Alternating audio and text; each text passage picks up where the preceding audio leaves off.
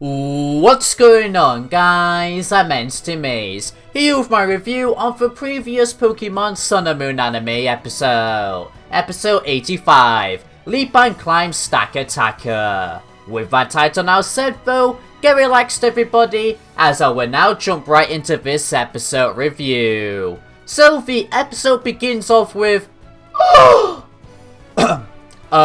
Lily with her hair in a ponytail while wearing her original outfit once again. Hey, I love seeing that. It's cute. The reason why Lily has her hair in a ponytail though is because the class are competing in some gymnastic events, most specifically taking on a vaulting horse. Although, Kukui, why are you not making the classmates wear sporting outfits? It could be a bit dangerous to keep them in their normal clothes. But, oh well. Apart from that, every moment we got to see other classmates competing in this event was very funny. From Lily becoming super serious like she usually does when she puts her hair into her ponytail, but then ultimately fail not being able to go all the way on the vaulting horse. Aww. To Ash tripping, which that simple slapstick somehow made me laugh really hard, and I don't care that it isn't quote serious as other series, I love every incarnation of Ash, to Togedemaru pushing Sophocles, to finally a very hyper Kiori performing the best jump due to extra steps and becoming super proud of himself. However, Lana then does it so easily, which makes him become sad. Gonna love that rivalry these two characters have, it's so brilliant. But my god, we're only 3 minutes into this episode and I laughed so much already. Although, if you don't like Sun and Moon's comedy, this episode may not be your cup of tea.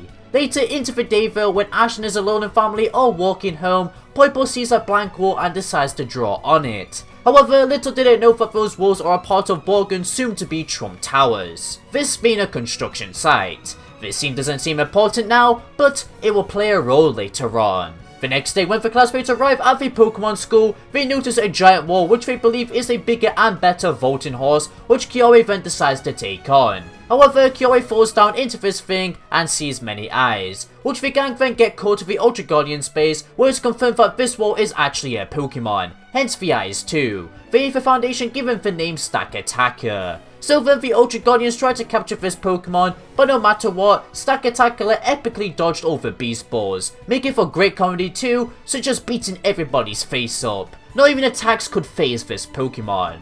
The entire day passes, and the Ultra Guardians report back to Lusamine that nothing is working, which he then decides to leave this Pokemon for the next day. Although they should have kept this Pokemon in a secure area, as it ends up in Borgon's construction area the next day, which the Ultra Guardians are then tasked with calming it down, as Borgon placed a statue of himself on top of it, not realizing it's a Pokemon, but rather a pedestal, which Stakataka goes crazy if anything gets placed on top of it. After a few roasts about the statue and Kiori kicking and abusing Borgon, which was hilarious due to how happy he was to do this due to previous events, you can tell he wants to do this for a very long time too, the Ultra Guardians have the area to themselves and come up with a plan for Ash to jump on Stakataka like a springboard onto a vaulting horse to destroy the glue on the bottom of the statue, which he successfully does, and then manages to calm Stakataka down, acting like he's riding the Pokemon, which Ash being super high up then asks if Stakataka can get caught to get sent home, which it accepts. The episode then ended up with the Aether Foundation opening up an Ultra Wormhole and sending this Pokemon home. This scene too was brilliant due to early events. I love the humor in this episode so much. But with that story now said though, let's now move on to my overall thoughts regarding this episode. To be honest, when I was watching the actual episode writing notes alongside it, 90% of what I wrote was all to do with the comedy, seeming as this episode decided to take more of a comedic slapstick approach instead of a serious tone or anything else like that. However, that's not a bad thing whatsoever, as you guys saw during the storytelling section, I had fun watching all these humorous moments, so that's great.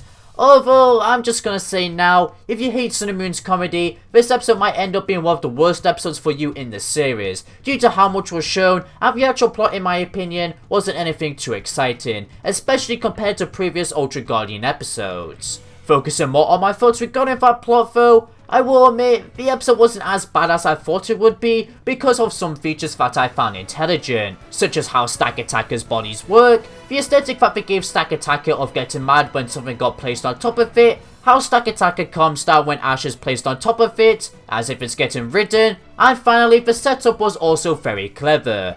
You would assume the floating horse would have been a useless scene to make sure the episode hits 22 minutes, while also ensuring us entertainment. However, it got used for the plot against Stakataka, which is very fitting due to being a war Pokemon, and it did lead to some alright scenes. Again though, this is nowhere near as exciting as previous Ultra Guardian episodes though. In fact, I'd say the comedy for this episode is the main saving point for this episode, to ensure it gets a high rating. As seriously, just everything pretty much to me was hilarious. You guys got to see that plenty enough already. If I was to give a highlight of my favourite plot point of this episode though that's not comedy, that will probably be Ash riding Stakataka and then be able to catch it once its eyes sparkle when hearing the word home. It was a very sweet way to capture it. Moving on from that plot though, Morgan was also a part of this episode as you can tell, and it's actually really surprising me how often he's appearing now. However, it's also making me admire his character a lot more. For sure, I'd say he's one of my favourite recurring characters in the Sun and Moon series. He just always provides me a good laugh, and he does a damn good job of being a somewhat evil guy. So unlike others, I do appreciate his time within this episode too. Oh, I really love how narcissistic he is too, by making a gold statue of himself. That's brilliant, and just showcases character's traits even more better. With that said though, that pretty much wraps up my thoughts on this episode's story and characters overall. It's very short compared to my previous reviews, but that's bound to happen when you focus more on comedy. To finish off this review though, let's talk about the animation and music aspects. Firstly, for the animation, it looked good throughout the whole thing. However, I don't really have any highlights apart from seeing how Stakataka functions, I guess. So that's kinda disappointing. In fact, the same can be said for the music aspects too. It was just decent tunes overall, but I only had one highlight, which was the upbeat, yet also peaceful music that played when the Ultra Guardians dispatched. That's it. So this holds the episode back a bit too, along with the plot. With everything I've said in this video though, I've decided to give this episode a rating of 5 out of 10 I guess?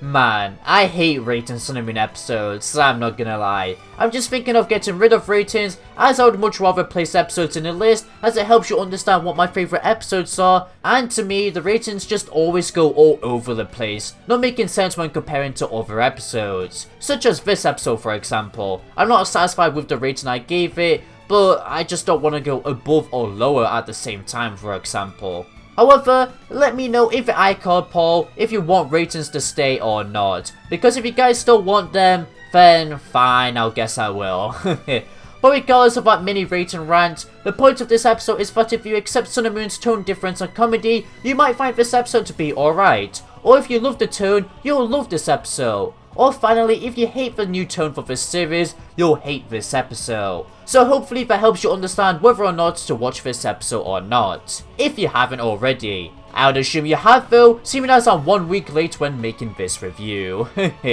For me though, it was decent overall, but the hilarious comedy is what saved it from a low rating.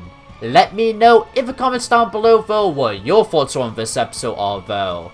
I'd love to hear. And that pretty much concludes it for this video now. So if you enjoyed, then be sure to consider leaving a like and a subscribe for future Pokemon content. It helps out a ton. You'll also become a member of the Entity Squad. And today's squad member shoutout goes to the Crazy Way Jays. If you say so, then thanks for the very kind words. If you want a chance to get a shoutout at the end of my videos, then be sure to use the hashtag Entity Squad. For now though, this is Entity Maze, signing out. Thank you for watching. Episode 86 review will come tomorrow, aka the 18th of August.